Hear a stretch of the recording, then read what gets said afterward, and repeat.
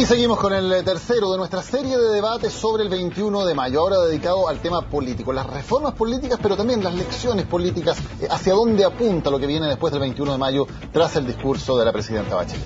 Tenemos un completo panel para analizar el discurso de hoy del 21 de mayo. Le damos la bienvenida al presidente de Renovación Nacional, Carlos Larraín. Gracias por estar con nosotros.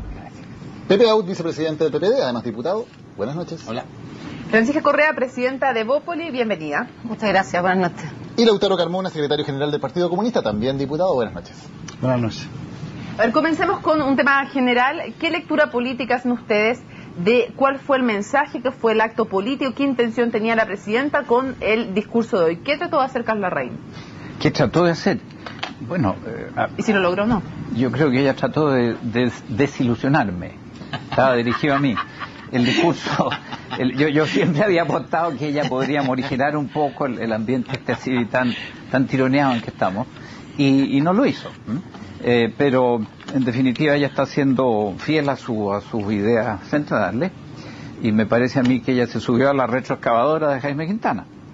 Lo digo con todo respeto, ella simpática, cordial como siempre, pero entiendo yo que ella está respaldando absolutamente un esfuerzo de reformas universales y simultáneas. Pepe Out, ¿redobló su apuesta a la presidenta Bachelet o, por ponerlo en los términos que lo pone Carlos Larraín, se subió a la retroexcavadora con lo de hoy? No, probablemente decepcionó a Carlos porque ella hizo algo que se hace poco en política, que es reafirmar los compromisos que tomó, porque se acostumbra a decir que se hace campaña en poesía y se gobierna en prosa. Es decir, se hacen determinadas promesas en campaña y luego se hace otra cosa. Lo que ella... yo creo que la noticia del 21 de mayo es que ella reafirmó los compromisos que contrajo el 17 de noviembre en la campaña y al ser electa presidenta. Francisca Correa, ¿cómo lee? Mira, yo creo que lo que ella trató de hacer como estrategia es abarcar distintos temas y muy sectorial.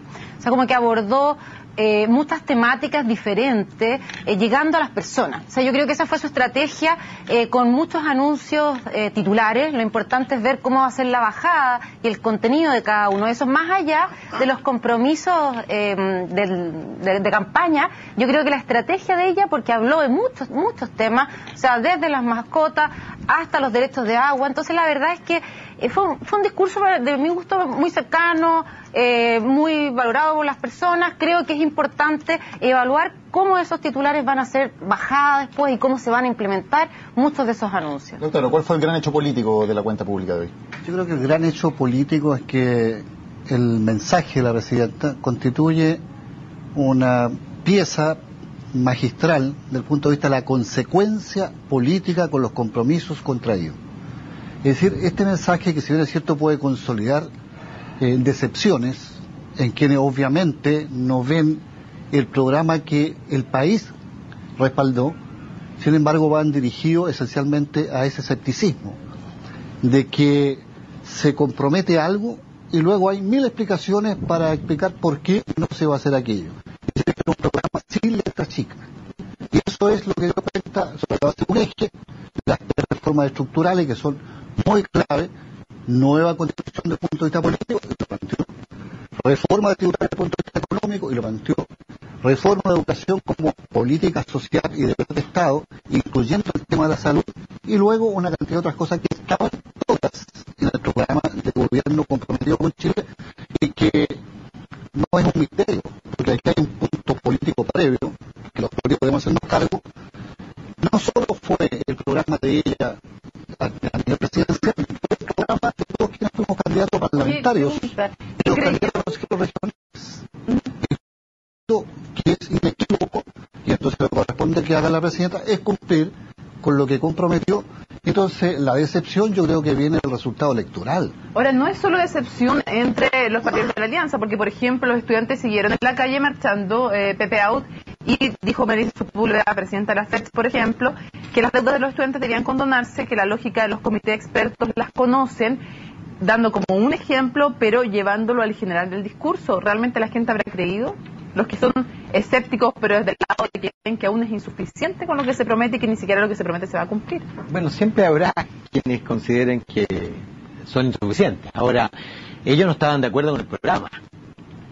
Lo que nosotros estamos haciendo es realizar un programa que está comprometido, además explicitado.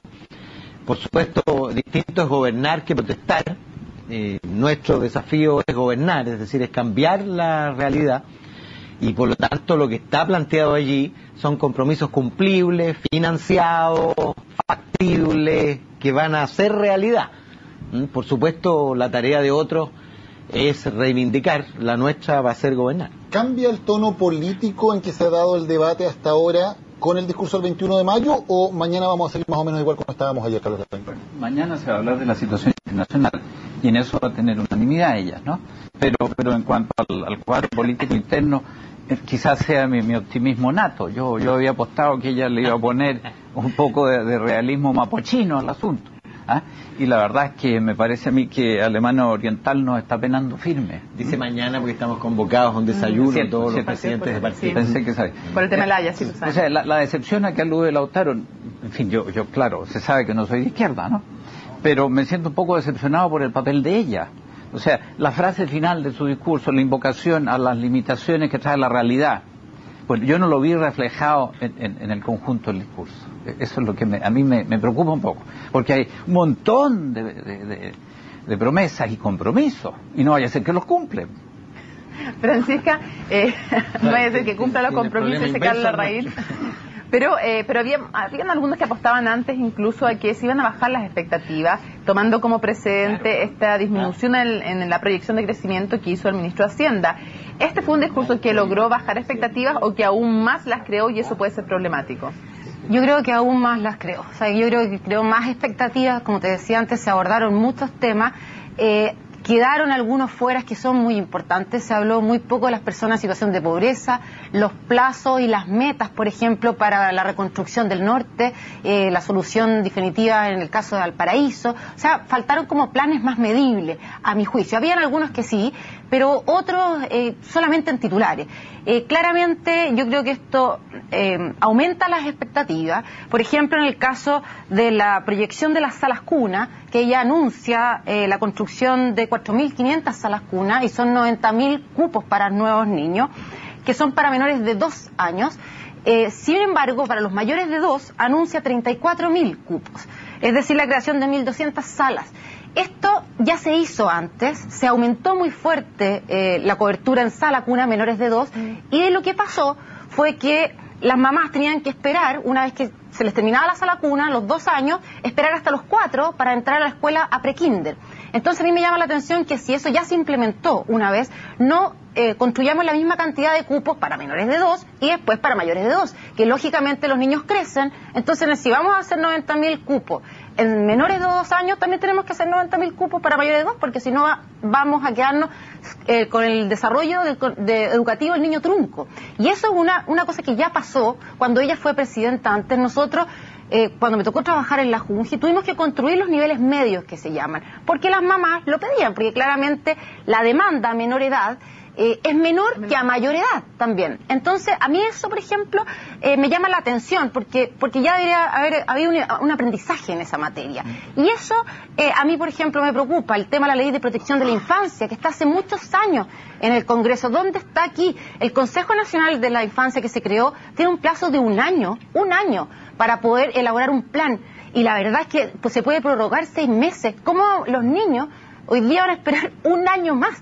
Entonces la verdad es que yo creo que aquí las urgencias no estuvieron bien focalizadas en algunas materias, sobre todo la infancia, que es algo que hoy día Chile ya ratificó los años 90, las convenciones de los derechos de los niños, y eso claramente está ausente. Lautaro, cuando la presidenta dice en su discurso que hay que hacer un debate sin prejuicios y sin caricaturas sobre la reforma tributaria y la reforma educacional, ¿no podría decirse también que también el gobierno ha colaborado en algo de esos prejuicios, las caricaturas, por ejemplo, con el famoso tema de los poderosos de siempre o ese tipo de frases? Yo creo que es una verdad absoluta. Sin embargo, a propósito de un discurso, una discusión sin prejuicio, creo que no fue una caricatura. Y cito a la alusión que recién hace Larraín, presidente de la Nación Nacional. O sea, no tengo nada grave frente a los temas, pero no contribuyen a tomar en serio lo que es un mensaje presidencial que establece... No, que más parece de Alemania que la raigambre de que no Chile. se llamaba Alemania democrática. Entonces, eso no creo que la sea... vida de ella, no, pero eso no tiene que ver con el programa, no tiene que ver con el programa, ni tiene que ver con el discurso hoy día, ni tiene que ver con un mensaje presidencial dado 2 meses después de asumir, y entonces ahora vamos a empezar a especular si va a cumplir con la argumentación que ha hecho el mensaje, con tales o cuales renglones del programa. Entonces eso es apostar a una profecía autocumplida de que fracase, porque así tendría razón la crítica. Yo creo que el tema de fondo aquí es hablar en serio, con temas serios y con argumentos serios, desde el punto de vista, por ejemplo, de avanzar en democratizar plenamente el país, desde el punto de vista político, eso incluye la reforma electoral, desde el punto de vista económico, eso incluye la reforma tributaria. ¿Cómo avanzar a terminar con la brecha de la desigualdad? Ese es un dato de este país, no es ni de Alemania, ni de Bolivia, ni de otro lado, es de este país, y da vergüenza.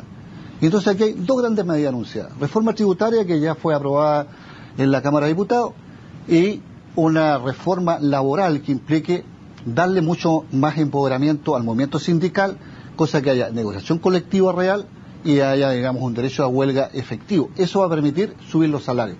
Eso es un paso concreto para cortar la brecha de la desigualdad. De eso tenemos que discutir. Carlos Larraín, ¿está haciendo caricatura usted con el mensaje y ampliado más allá de este mensaje en particular? ¿Ese tipo de argumentos, como dice Lautaro Carmona, ayudan a contribuir al debate y al diálogo? Mira, yo lo digo así un poco jocosamente, pero los temas más serios hay que tratarlos con su gota de buen humor, porque si no, no se puede terminar amargando. Ahora, discusión seria, dice Lautaro. Bueno, yo te puedo poner argumentos serios sobre la mesa. ¿Se mide o no se mide el efecto de la reforma tributaria sobre el desarrollo del empleo, de la inversión y el crecimiento económico? Se está tomando en cuenta que esta disparada en los gastos puede no ser financiable. Yo diría que va a haber que hacer unas 2 o 3 reformas tributarias por el anuncio de gastos que hoy día se formula. La presidenta del de la tercera el domingo pasado en una entrevista dijo que al final de la entrevista no venía una nueva reforma tributaria, por ejemplo, para el tema de la salud. Ocurre, Mónica, que el año 2009 en Chile se trajeron $9.000 millones de las reservas internacionales, estos los fondos especiales. Entonces, yo sé que hay que recurrir, pero recurrir a esas reservas tampoco es bueno, se nos puede deprimir la tasa de cambio, se afectan las exportaciones. O sea, Lautaro, yo también puedo razonar así, de manera más, digamos...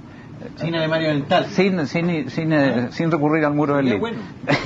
Bueno. pero hay cosas de las cuales uno puede preocuparse, seriamente. Si me aprieta un segundo más, hoy día se dijo que vamos a tener una nueva constitución, que la constitución vigente, a pesar de múltiples reformas, simplemente ya no funciona. Bueno, titular, ahí no hubo ni letra chica ni mediana, titular. Nueva constitución con participación amplia en su gestación. Oye, son cosas gordas. Y me quería quedar precisamente en ese tema que plantea Carlos Larraín, que es muy interesante, porque claro, está planteado, lo sabíamos, lo dijo en la campaña como candidata Michelle Bachelet, está en el programa de gobierno, pero hoy no se dijo absolutamente nada nuevo, ni sobre los plazos, ni sobre los procedimientos para una nueva constitución. ¿Echaron de menos, doctor Carmona, que hubiera al menos alguna alusión un poquito más específica sobre cuándo o cómo se va a llevar adelante esta promesa? A ver, si mi memoria no me falla, indicó que en el segundo semestre se iban a plantear... Lo dijo en la entrevista esta que citábamos. Lo dijo entonces en la entrevista. Es decir, está subyacente hace rato ya, y explicitado también por la propia presidenta, distintos ministros, en qué momento entra el debate del tema de la nueva constitución. Estuvo explícitamente dicho por la presidenta que no todas las cosas en las que uno toma posición, y que son muy importantes en la vida, alcanzan a consumarse en un periodo de 4 años. Por tanto, cada una de las tareas que tendrán continuidad más allá del periodo presidencial. Perdón, ¿la constitución, nueva constitución, usted cree que es posible que no se tenga en este gobierno? Yo creo que en este gobierno van a estar hechos los debates, tomadas las posiciones sustantivas para que si no se alcanza a que por la vía de las definiciones institucionales, pero con la participación que incluye, entre otras, la posibilidad de un plebiscito, se ratifique ella. Si es que eso vamos a estar inequívocamente y de forma imposible de sustraerse en el periodo inmediatamente, en este ciclo histórico. Entonces, pero no está la Constitución escrita, aprobada y yo espero que sí. Yo quiero que sí. Quiere que sí, pero cree que no. No tengo un dato que diga lo contrario. Ya. Yo quiero Ambos, que por favor. me llama la atención la sorpresa de Carlos, porque el futuro presidente, entiendo yo, de Renovación Nacional me decía el otro día que ellos estaban perfectamente disponibles y preparados para una discusión sobre una nueva constitución. Y lo veía positivo, que una discusión necesaria, constructiva. No tenía esa aproximación tan temerosa que la que muestra Carlos. Oye, ¿puedo colgarme de eso? Con Cuélguese, su permiso. O sea, no se cuelgue, cuélguese eso. Mira, sí, la cosa es más o menos sencilla. Tenemos muchas novedades. Plano económico, plano político, nueva ley de elecciones. Si además le metemos nueva constitución, resulta que las sociedades tienen que funcionar con un cierto grado de certezas. Es lo mismo cuando uno sube un cerro. Uno tiene que apoyar bien el pie izquierdo, mejor el derecho, para subir el izquierdo después. Y así, entonces se va subiendo de a poquito. Estás justificando por qué no entró inmediatamente con la discusión constitucional. Y yo le oí en un debate que dijo que ella no iba a perder el tiempo en su periodo en una discusión interminable. Y eso es sensato. Pero ojo, porque resulta ser de que el gran combate, que es el de la desigualdad que alude Lautaro, se dice que la desigualdad se remedia con un aumento del gasto público. En Chile, Lautaro, el gasto público ha aumentado 3 veces. No se dice eso en 12 años. Disculpa, 3 veces con una en estructura términos de dólares. progresiva. Voy a colgar yo de lo que tú estás diciendo. Pero ella las la reformas laborales no son gasto público, no son significa gasto que público. los sindicatos, hoy día bien organizados, con derecho real a huelga y a negociación colectiva, van a reclamar un mejor salario y por consiguiente vamos a salir de esa zona, que está en el mundo del trabajo y sin embargo está en la zona de pobreza. Fue una referencia de este porte del trabajando discurso. El énfasis estuvo en la por reforma consiguiente, tributaria, Pepe. no, yo creo que eso es muy Para hacer el tema potente. de la nueva muy Constitución, importante. Francisca, ¿qué posibilidad real y con qué mecanismos hay de que efectivamente durante este periodo haya una nueva Constitución? ¿O crees que no se va a producir eso? Lo que pasa es que ella al inicio del discurso habla de las 3 reformas fundacionales, en el fondo, que son la educacional, la de la Constitución y la tributaria, pero tampoco explicita en el discurso después la forma que lo va a hacer. Entonces también sería bueno para poder debatir y aportar al debate que saber lo que piensa la presidenta en cómo va a implementar esta reforma, porque después de eso no se refirió en profundidad a esta reforma, sino que siguió avanzando, como yo te decía, en un discurso más sectorial. Pero, por ejemplo, se anunció también que yo hablaba que faltó la relación o la alusión a las personas que viven en mayor situación de pobreza. Se dijo que se iba a eliminar 70 campamentos de 700. Entonces me parece que el discurso en sí fue muy ambicioso, con muchos titulares, pero no hay plazos medibles. Y eso es preocupante. Y yo creo que hubo ausencias, por ejemplo, no solamente de las personas en situación de pobreza, sino que también de las regiones. ¿Qué pasó? Se nombró a los pueblos originarios, pero se dejó fuera el plan de Araucanía, que es una de las regiones más pobres o en situación de pobreza del país. ¿Qué pasó con el plan de Araucanía? O sea, la presidenta ya es presidenta por segunda vez y ya sabemos los diagnósticos y necesitamos medidas efectivas en algunas materias. Vamos a ir a la pausa, a la vuelta. Carlos Sí. me dice que lo mejor que tu discurso fue justamente lo que ella echó en falta. Yo no quiero pelear, Francisca, pero me parece que los puntos buenos que tuvo el discurso fue la referencia a las regiones. Yo pero creo planes que regionales comunales no hay. O sea, solamente se refirió a la elección del intendente y algunos hechos puntuales en las regiones. Pero ¿qué pasó? Aumento en los fondos pero también. ¿Pero quién los va a manejar? Y el plan de Araucanía. O sea, a mí planes para regiones extremas por que ejemplo, están el en caso de los marcha, pueblos habló originarios, de la elección del intendente. en el caso de los pueblos originarios la mención fue de 59 segundos. Me parece que cuando el país está compuesto por una cantidad importante de personas de pueblos originarios, la referencia real a un tema que es muy histórico no es la misma. Hay una diferencia claramente entre los presidentes de Renovación Nacional y de Evópolis. Vamos a la pausa, después vamos a hablar del aborto, uno de los temas que también generó muchas reacciones tras el discurso de hoy.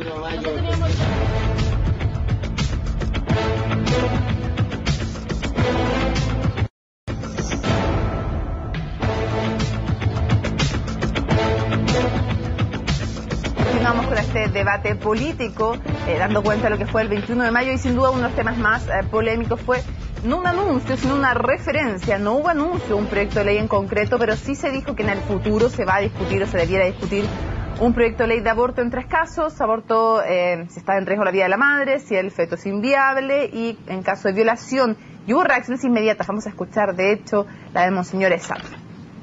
Nosotros lo hemos dicho muy claro los obispos de Chile, que la vida es el valor fundamental y es el valor que hay que de verdad proteger en todos los ámbitos, con todo el respeto que me merecen las mascotas, con todo el respeto que me merecen las mascotas. Creo que la persona humana y la vida humana vale mucho más que eso.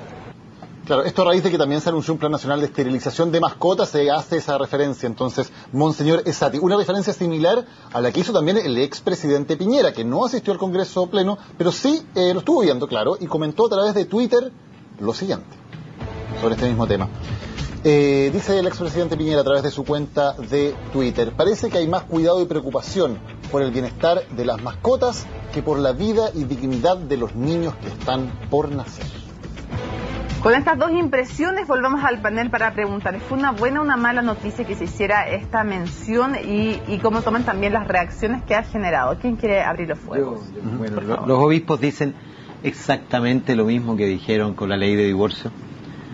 Dijeron exactamente lo mismo y lograron, entre paréntesis, que el Parlamento demorara más o menos 15 años más de lo que se demoró la sociedad en estar madura para el divorcio. Dijeron por lo demás que iban a ocurrir las peores tragedias una vez establecido el divorcio. Francamente no ocurrió nada de lo señalado y yo creo que tienen el legítimo derecho, por supuesto, a oponerse, pero es un debate que debe hacerse. La sociedad está madura y yo creo que tiene un respaldo significativo, particularmente entre las mujeres, la posibilidad de ejercer el derecho en caso de violación, de inviabilidad del feto y por supuesto de riesgo de vida de la madre. Francisca, hablando de que tiene una importante adhesión entre las mujeres, dice Pepe Out, ¿cuál es la opinión de ustedes? Nosotros desde Opus estamos abiertos a debatir el tema, pero nosotros somos principalmente pro vida.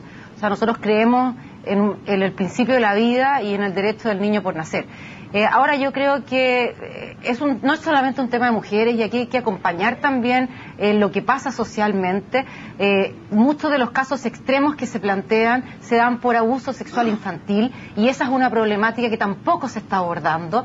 Entonces, creemos que este es un tema que tenemos que discutir, podemos debatir. ¿Pero en qué casos podrían estar abiertos a aprobarlo? Lo que pasa es que hay distintas posiciones, pero en el caso del aborto terapéutico, que prácticamente no es aborto, ya no se da mucho. Ya, pero el riesgo de la vida de la madre sí, entonces. Lo que pasa es que esos casos ya prácticamente, como te digo, ya no se dan. Ya, pero ¿está dispuesto a poner la ley o no?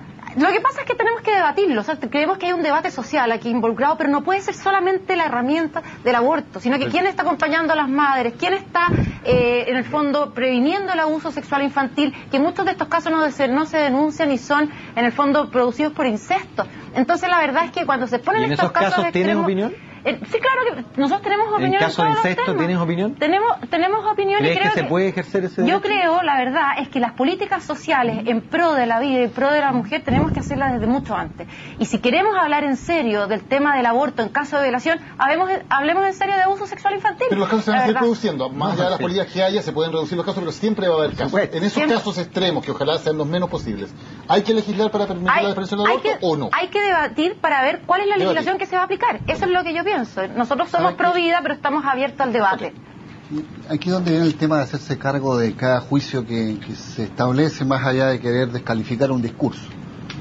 Ley de aborto terapéutico Chile tenía. Y este país no tiene, y yo he escuchado hasta el 88, yo he escuchado los mensajes del presidente que hoy día hace un comentario a veces atroz. Me parece que se disminuye tanto cuando relaciona el discurso de la presidenta en lo que se refiere al aborto o a la interrupción del embarazo y las mascotas. O sea, yo creo que está haciendo un juego de lo peor en cuanto a estadista. Habla de sí mismo. Pero yo decía, aquí nadie ha hecho un juicio a la sociedad chilena, no lo he escuchado, que no sea a 17 años de dictadura, que sí lo hemos hecho, respecto a una sociedad, a una comunidad, a una civilización monstruosa que vivió hasta el año 88, incluyendo un periodo no menor con ley de aborto terapéutico. Entonces, ¿por qué se instala con esta situación de estremecimiento? Primero, la ley no obliga a hacerse aborto, partamos de ahí. Le entrega un instrumento legal a las madres o a la pareja para que tome decisiones en 3 casos que somos, y yo someto a discusión estas monstruosidades a las cuales se refiere, incluyendo la violación. Hemos conocido situaciones estremecedoras de niñas de 11 años embarazadas por violación. Entonces alguien va a defender aquí que eso no tiene la posibilidad de discernir con todas las ayudas que le den para tomar una decisión al respecto. Entonces poner el tema en una dicotomía falsa, absolutamente mañosa, manipuladora, usando incluso de investidura de una institución que tiene mucho respeto en la sociedad chilena, como es la Iglesia, sabiendo, y yo asumo que el obispo sabe perfectamente de qué se trata esta relación que está haciendo cuando hace una referencia del discurso de la presidenta entre este tema del aborto y el tema de las mascotas. Lo llevo así porque alguna parte puede no saberla. Cuando se habla del tema de hacer una política pública, desde el punto de vista de salud pública, con veterinarios en las comunas populares, no sabe cuántos niños empiezan a enfermarse a propósito de contagio por perrófago. Eso no lo conoce. Hay que estar ahí abajo para saber cómo es y darse cuenta cuál es la prevención, la preocupación, incluyendo en mi región un muchacho descuartizado por la furia de más de un perro, que significó el descontrol a propósito de esta política. Entonces, llevar esto a esa dicotomía me parece atroz, me parece más monstruoso que poner el tema que se supone se quiere poner desde el punto de vista valórico, pues sabe la inteligencia de una persona que eso no es al punto de comparación. Carla Larraín, decía casos monstruosos como el de la violación, también casos como el del feto inviable. ¿Usted cree que no va a haber ningún voto entre los parlamentarios de Renovación Nacional para este proyecto? Mira, en el partido nosotros tenemos una declaración doctrinal en la materia y decimos que defendemos la vida desde la concepción hasta la muerte natural. Que algún parlamentario se vaya a apartar de eso, bueno, todo puede pasar. Pero yo había hecho una lista aquí de las cosas buenas y las cosas malas. Y había anotado legalización de aborto como de las malas. ¿Quién gana con la legalización del aborto? Nadie. Ni la madre y ciertamente no el feto destruido. Ahora, cuando la vida de la madre está en riesgo, ¿no gana la madre? Cuando hay una práctica real de abortos clandestinos o ilegales. El tema de la vida de la madre está archirresuelto. Se trabaja por defender la vida de la madre y si resulta un aborto no provocado, eso se llama el simple principio del voluntario indirecto, está metido en todos los libros. Eso no es hoy día un dilema, francamente. Yo creo que el caso de la niñita muy menor que es embarazada, bueno, sale ganando con el aborto, ¿quién resuelve por ella? Caso de la violación.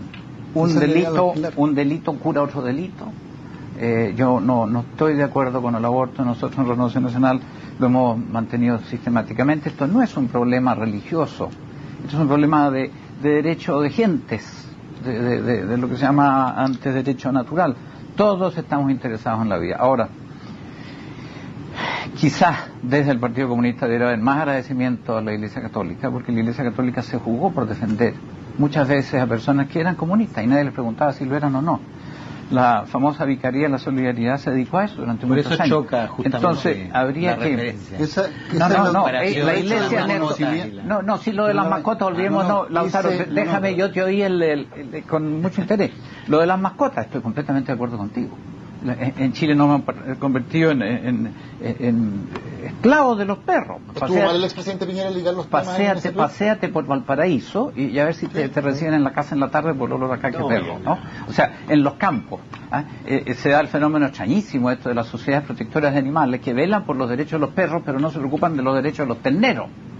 Entonces mi vecina en Chiloé perdió 9 terneros de 12 que tenía. O de los huemules. Quedémonos con el tema del aborto, no gana nadie. Estoy solo diciendo que hay cosas buenas y cosas que no. Lo del aborto lo encuentro malísimo, un retroceso neto. No gana nadie con una ley como esta. Tenemos una diferencia probablemente filosófica. Yo creo en ese derecho, bajo esas condiciones extremas, creo en ese derecho de la mujer a decidir, porque obviamente su vida va a cambiar por un hecho completamente violento e inesperado.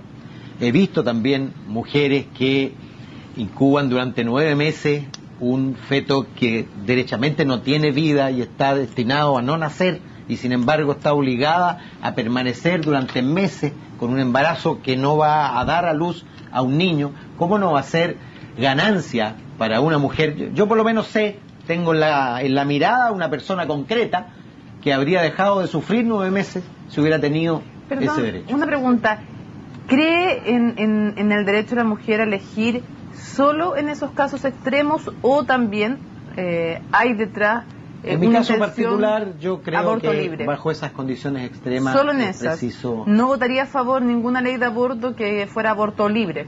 No, yo estoy disponible para votar a favor en esas condiciones extremas el derecho de la mujer. La doctora Carmona, aborto libre, ¿usted estaría dispuesto a votarlo? Te lo digo directamente, pero una sola precisión a propósito de un panel como este. Yo he hecho la referencia que hizo Sati a propósito del prestigio que tiene la Iglesia, que es una institución referencial en nuestra sociedad. Entonces, yo tengo respeto por una institución como la Iglesia, no solo por la Vicaría de la Solidaridad, no solo por eso, también por eso, por cierto, para precisar. Y lo primero es, yo creo que este es un debate que está bien instalado hoy día y que va a ser la comunidad, con un papel muy protagónico de las mujeres, la que va a volver a instalar la ampliación de este derecho en cuanto a discernir en qué momento, con seriedad, con la integridad que le asumo y con la estabilidad y con la profundidad de sentimientos que despiertan los seres y las mujeres también en particular, en el plano de si el aborto es posible que vaya más allá de este aborto que está propuesto aquí como aborto terapéutico. ¿Usted qué piensa como diputado? ¿Usted votaría a favor del aborto libre? Es que yo haría, mi condición es ¿cuál? ¿Cuál es la referencia, la reflexión y la propuesta que venga la comunidad con un papel principal de lo que es la toma de decisión de las mujeres? ¿Y si va en ese sentido esa propuesta, sí, estaría dispuesto a votar aborto libre? Si es que las mujeres así lo plantean, sí.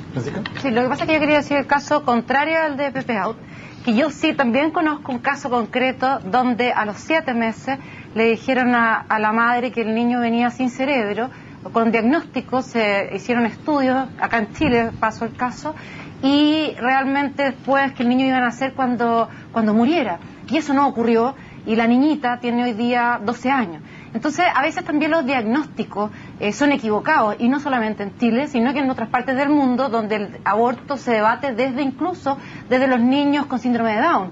Entonces, le hacen firmar a las madres en Europa que ella va a autorizar el nacimiento del niño por ser síndrome de Down. Y también conozco casos donde ese diagnóstico ha sido errado. Entonces la verdad es que hay que abrir un debate. A mí me parece que es sano hacerlo, que estamos en una sociedad donde lo podemos hacer, pero si nos vamos a hechos concretos, vamos a tener argumentos en los dos casos. Y en el fondo, y eso es algo que yo creo que tenemos que conversarlo, debatirlo y ver en qué punto se va a legislar, porque hoy día estamos hablando del proyecto, pero tampoco está el proyecto pero claro. Entonces, el punto al final, Francisca, es, yo lo digo como experiencia personal, jamás incentivaría a mi compañera a que se hiciera un aborto, pero tampoco me sentiría en el derecho de impedir su decisión en la eventualidad de que la tomara en las circunstancias que hemos planteado. Y ese es el punto. No, estoy hablando de las circunstancias que hemos planteado. Es decir, violación, o peligro de vida a la muerte, o inviabilidad del feto. Yo no podría imponerle por ley a una mujer que no pudiera abortar en esas 3 circunstancias. Me parece a mí, francamente, inhumano, no me parece pro vida. De verdad no me parece pro vida imponerle a una mujer que fue violada, a veces por su padre, a que tenga ese hijo y que no pueda la ley darle en el hospital, en condiciones de sanidad, en condiciones de seguridad de su vida, porque finalmente muchos de ellos abortan. ¿Y cómo abortan? ¿Viste lo que ocurrió con la niña? ¿Cómo abortan? Sí, ¿Cuántos abortos hay en Chile probablemente muchos de ellos por estas circunstancias y de manera ilegal, poniendo en riesgo la vida de la madre. Eso es un tema social que hay que abordar, si eso no se discute, pero también hay que abordarlo con aristas completas. En el caso del padre o del incesto, esto es abuso sexual infantil. Entonces, si no tenemos una ley de protección integral a la infancia... Como dice Daniel, eso lo puede reducir, pero no lo va a eliminar. Pero tampoco estamos hablando de ese caso. Pero tampoco estamos abordando eso. Entonces, ¿cómo no va a abordar eso cuando hay 100 nuevas casas de acogida? No hay acompañamiento para las niñitas, ni siquiera hay políticas 100 claras. nuevas casas de acogida para víctimas de violencia doméstica. Ni siquiera hay políticas claras de prevención de maternidad. Es muy corto. Es muy feo hablar de las pocas cosas buenas que uno hace. Yo trabajo un montón de tiempo en ayudar a mantener un hogar para mamás solteras. Mira, las mamás llegan a problemas de muerte, agobiadas, como muy bien describe Francisca. Cero apoyo, incluso en sus familias, que es lo más chocante de todo. Se encuentran con un lugar donde les permiten hacer nacer a su guagua, oye, se transforman. O sea, hay que darle una posibilidad a esa mujer y darle la posibilidad al niño que va a nacer. Reitero, no es muy bonito contarlo, pero no es terrible. Yo francamente creo que el debate ha sido hecho aquí y en todas partes. Y desgraciadamente este debate se falsifica atrozmente. Y lo han reconocido promotores del aborto en Estados Unidos. ¿Y esto termina en qué? Yo creo en las dos cosas, Carlos. Sí, lo tuyo y el derecho. Está muy bien, pero por favor, el resquicio inicial termina gradualmente en una disparada del aborto. Y lo que señala Francisca con toda razón, las violaciones de niñitas muy chicas. Es muy determinante porque cuando la niñita se atreve a decir de que está embarazada, a la semana, a los 3 meses, a los 5 meses. Muy breve. Primero, en este panel, ¿alguien está en condiciones de desconocer que existen abortos clandestinos?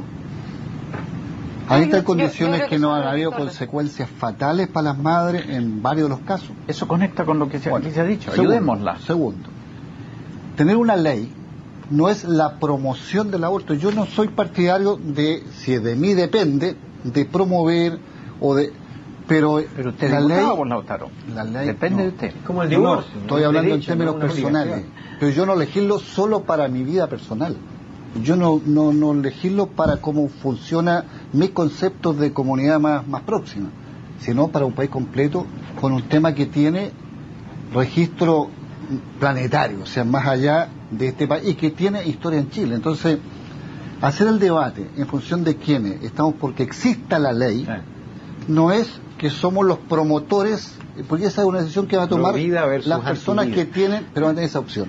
Segundo, yo creo que eso es más pro vida que el riesgo que corren los abortos reales, pero que no son legales y por tanto no hay ninguna política de salud pública que obliga a que el Estado asuma, contribuya, sobre todo con esas personas que, entre otras, tú acoges en una de las experiencias que hay.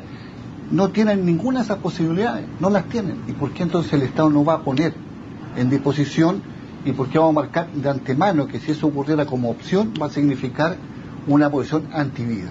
¿Alguno de los que está aquí en este panel cree que una mujer que aborta porque la violaron, porque el feto es anencefálico, o sea, es inviable, o porque está en riesgo su vida, debiera ir a la cárcel?